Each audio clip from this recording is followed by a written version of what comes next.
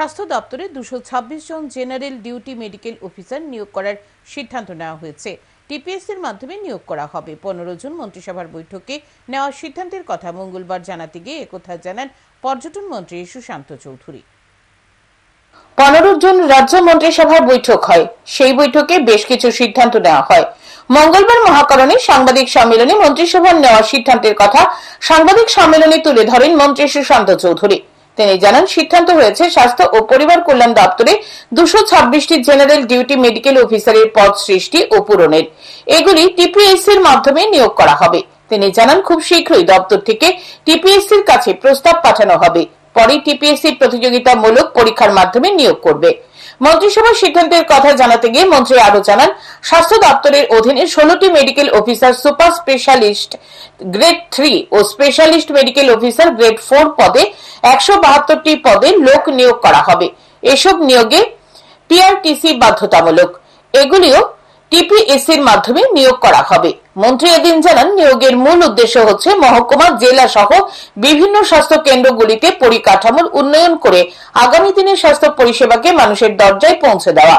মানুষ যেন super speciality পরিষেবাগুলি রাজ্যে পায়। Proposal for creation and filling up of 226 supernumerary posts in grade 4 of Tripura Health Service in GDMO, General Duty Medical Officer, cadre under Health and Family Welfare Department, Government of Tripura. মন্ত্রিসভার সিদ্ধান্তের কথা জানাতে গিয়ে মন্ত্রী সুশান্ত চৌধুরী জানান, টিপিএসসির মাধ্যমে অগ্নি নির্বাপক দপ্তরে 49টি পদে সাব অফিসার নিয়োগ করা হবে। এছাড়া খাদ্য দপ্তরে sub officer food group C পদে নিয়োগ করা হবে 6টি পদে জেআরবিটির মাধ্যমে। খাদ্য দপ্তরে sub inspector food group C সেটা নিয়োগ করা হবে এবং সেটা সম্পূর্ণভাবে প্রতিযোগিতামূলক পরীক্ষার মাধ্যমে হবে এবং জেআরবিটি জয়েন্ট রিক্রুটমেন্ট বোর্ড তার রিক্রুটমেন্ট করবে। দপ্তর থেকে খুব শীঘ্রই জেআরবিটি কে সেই প্রপোজাল পাঠানো হবে এবং পরবর্তী সময় পরীক্ষার মাধ্যমে জেআরবিটি সেই পোস্টটা ফিল আপ করবে। আমাদের 6টা পোস্ট ফর সাব ইন্সপেক্টর।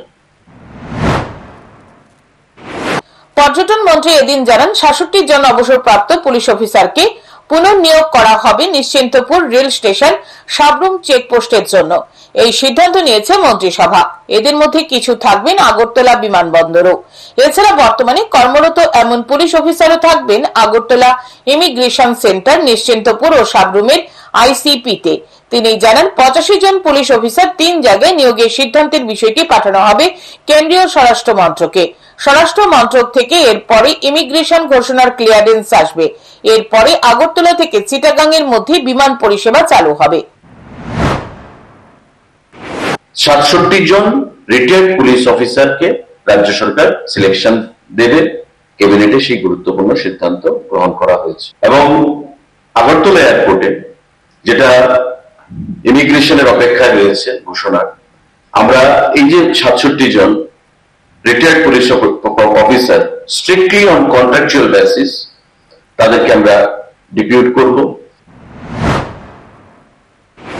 পর্যটন মন্ত্রী জানান, কর্মসংস্থানের ক্ষেত্রে সরকারিভাবে doctor, sub officer, fire service, খাদ্য দপ্তরের 0 পদে 4 শতাধিক পদে নিয়োগে রাজ্যের যুবক যুবতীদের কর্মসংস্থানের দিকে নতুন দিগন্তের সূচনা হবে।